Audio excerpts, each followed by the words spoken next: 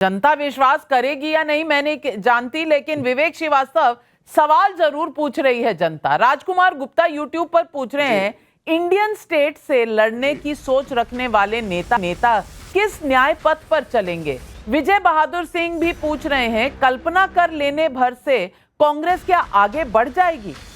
विवेक जी। नहीं, मेरे को समझ में नहीं आ रहा है कि जनता की प्रॉब्लम है या आपकी क्या प्रॉब्लम है, या आप सिलेक्टिव सवाल सुना रही हैं जनता के।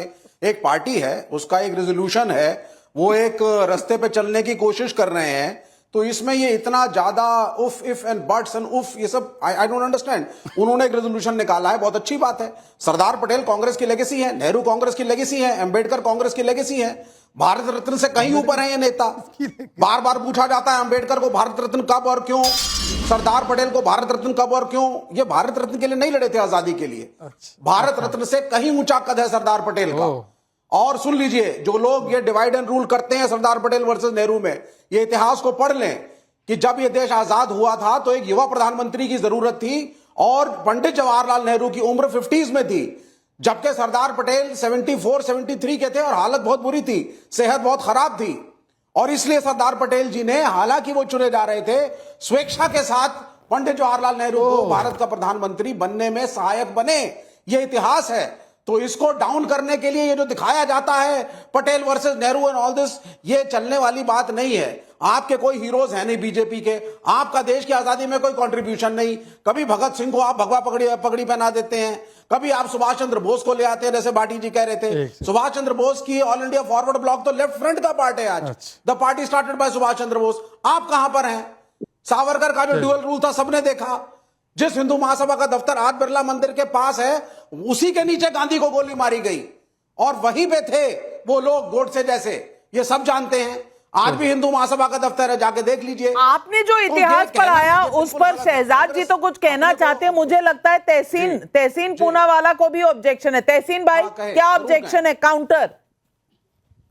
नहीं, एक ही चीज में विवेक भाई को क्लैरिफाई करना चाहता हूं, क्योंकि मैं ये इतिहास बहुत पढ़ा हूं। कभी भी सरदार पटेल प्रधानमंत्री जी के रेस में नहीं थे। इलेक्शन कांग्रेस की प्रक्रिया में कोई भी स्टेट यूनिट इलेक्ट करता ही नहीं है प्राइम मिनिस्टर को। और तीसरी बात कि प्राइम मिनिस्टर नेहरू 1946 में आजादी के बाद पहले चुने गए थे और उस वक्त तत्कालीन प्रेसिडेंट कांग्रेस के आचार्य कृपलानी थे। कहीं पर ये नहीं था कि कोई रेस था स्टेट यूनिट। भाजपा की व्हाट्सएप यूनिवर्सिटी। लेकिन अभी देखिए तहसीन की ही बातों से तहसीन का झूठ उजागर कर। 10 सेकंड सर।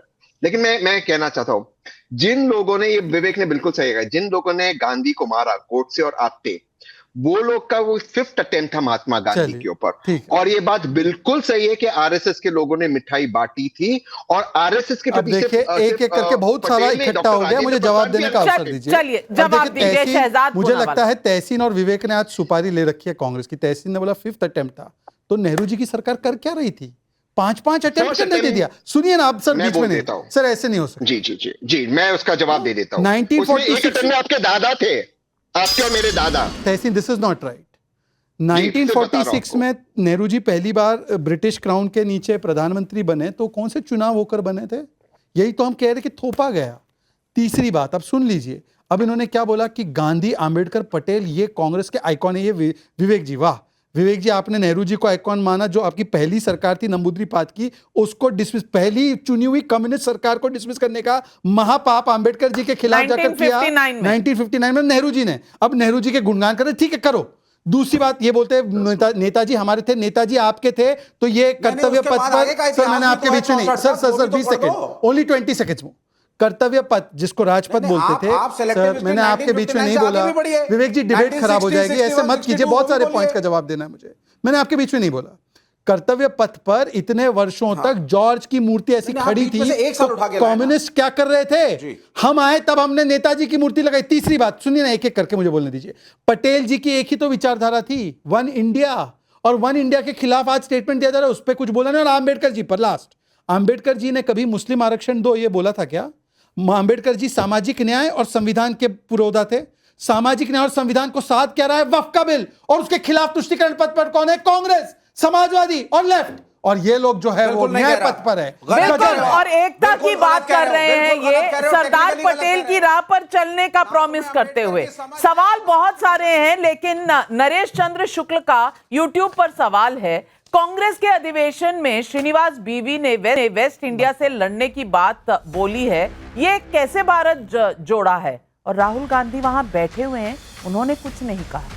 कमलेश सागर का व्हाट्सएप पर सवाल है, जब कांग्रेस सत्ता में थी तब पटेल क्यों नहीं याद आए?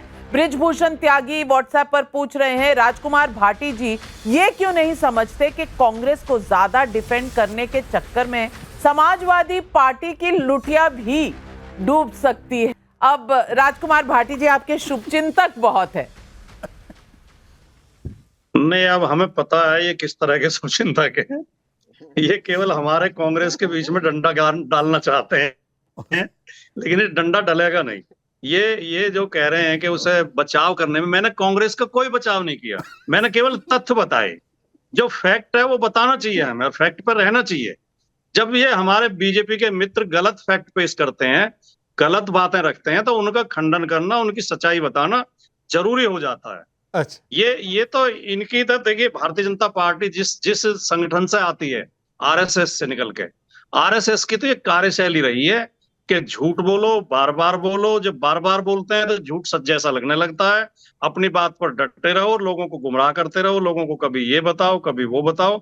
तो ये तो इनकी कार्यशैली है, इसलिए एक वाक्य। संदेह पैदा करते हैं और लोगों के बीच में भ्रम पैदा करते हैं। लेकिन ये समाजों को लेकिन फिर लड़ाने का एक काम भी सवाल, करते हैं, फिर पार्टियों को मेरा लड़ाने का एक काम भी सवाल करते हैं। है, और मैं ये सवाल प्रदीप गुप्ता जी आपसे पूछना चाहती हूं।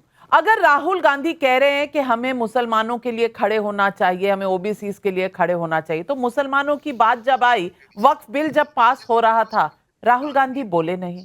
प्रियंका गांधी विप होने के बावजूद, भारत में होने के बावजूद वोटिंग के लिए पहुंची नहीं। आज अधिवेशन हो रहा है गुजरात में, वो वहां है नहीं। इस पूरे मामले में आपको लगता है कहीं मुसलमानों के लिए कोई कुछ बोल रहा है, खास करके गांधी परिवार से? देखिए नाविका जी, जहां तक वक्त बिल और कांग्रेस राहुल गांधी जी का ना बोलना पार्लियामेंट में या प्रियंका गांधी का ना बोलना, उसकी एक सीधी सीधी वजह यह है कि आने वाले एक साल में चुनाव हैं पश्चिम बंगाल, तमिलनाडु, केरला, ये बड़े राज्य हैं जिसके अंदर एक साल के बाद चुनाव, असम भी साथ में और पौंडीचेरी साथ में। इसमें पश्चिम बंगाल और तमिलनाडु में तो कहीं कोई जुगाड़ है नहीं, कांग्रेस के पास कहीं कोई प्रॉस्पेक्ट है नहीं। रह गई बात असम की और केरला की। केरला की स्थिति यह है कि वहां उनको बहुत सी संभावनाएं दिख रही हैं, क्योंकि 2 बार की पिनरई विजयन की लेफ्ट की सरकार है अब, तो काफी उनको संभावनाएं दिख रही हैं। और केरला यदि जीतना है तो आपको क्रिश्चियन और मुसलमान दोनों को साधना होगा। और क्रिश्चियन जो खासकर केरला के हैं, उन्होंने एक ये स्टैंड ले रखा है वक्त बिल के फेवर में, वक्त बिल के फेवर में।